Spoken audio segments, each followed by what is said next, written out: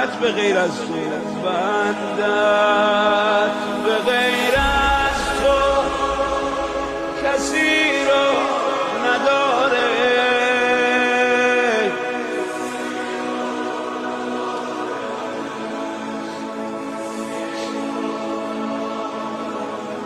خدایا از بس که مهربونی تو،